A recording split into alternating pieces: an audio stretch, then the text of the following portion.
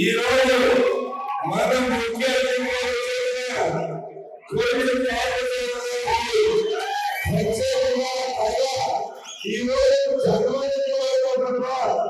ఇక్కడ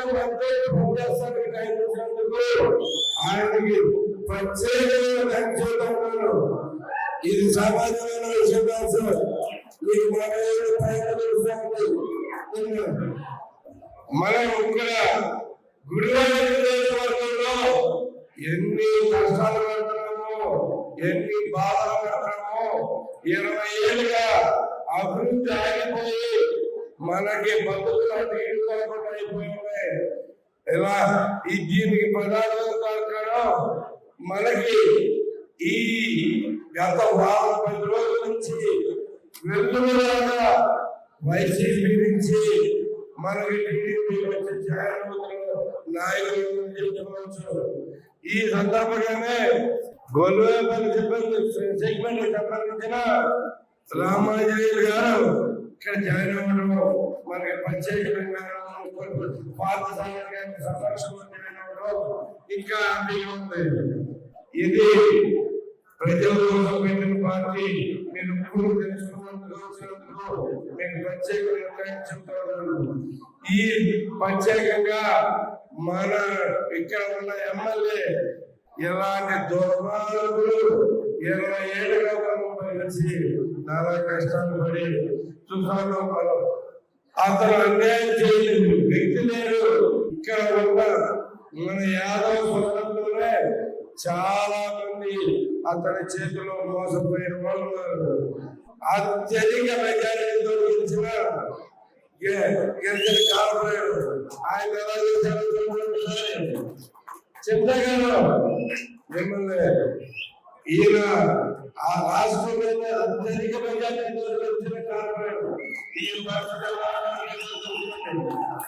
ఈ విధంగా ఇంత ప్రజాస్వామ్య వ్యక్తి, మంచి వ్యక్తి ఎటు కాకుండా చేయడం మీరు ఒకసారి ఆలోచించుకోండి.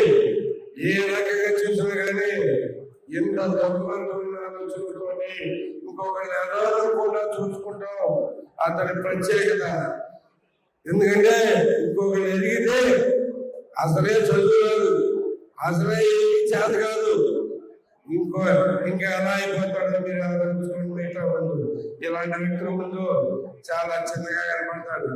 ఇదే క్రమంలో నాకు ఒకటి గుర్తొస్తా ఉంది.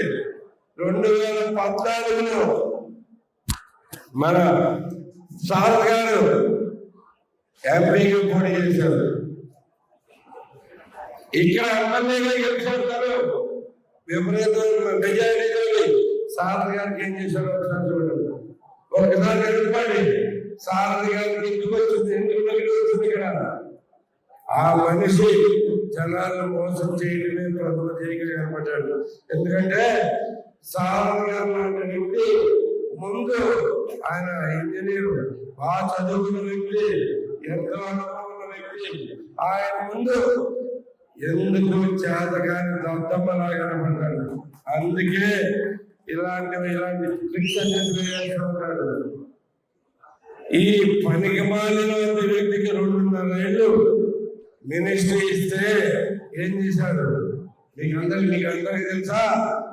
8 లక్షల టన్నులు ధాన్యం కొనుగోలుకి వస్తే, కొనుగోలు చేయడానికి పర్మిషన్ వస్తే దానిలో ఎవరెవరు ఏం చేస్తారంటే అత్యధికంగా మన గుడివాడలో కొనుగోలు చేస్తారు కదా, అత్యధికంగా మన గుడివాడలో కదా కొనుగోలు చేస్తుంది ధాన్యం టన్నుకి. కానీ దానిలో 4.5 లక్షలు లంచాలు తీసుకుని తూర్పుగోదావరి జిల్లాలో వచ్చాడు. 3.5 లక్షల టన్నులు ఈ వెస్ట్ గోదావరిలో కొన్నాడు. ఇక్కడికి మిగిలినంతా కలిపి 30,000 టన్నులు ఇక్కడ కొన్నాడు. ఇది దానివల్ల మన రైతులు ఎంత నష్టపోయారు. వాళ్ళకి ధాన్యం ధర సరిగ్గా రాక ఎంతో మందికి వచ్చి కానీ అమ్ముకోవాలని వచ్చింది. ఇంత దుర్మార్గమైన ఆలోచన వ్యక్తి, చాలా దుర్మార్గుడు. అతని గురించి మనకంటే కూడా మనకు చాలా ఇంకా బాగా తెలుసు.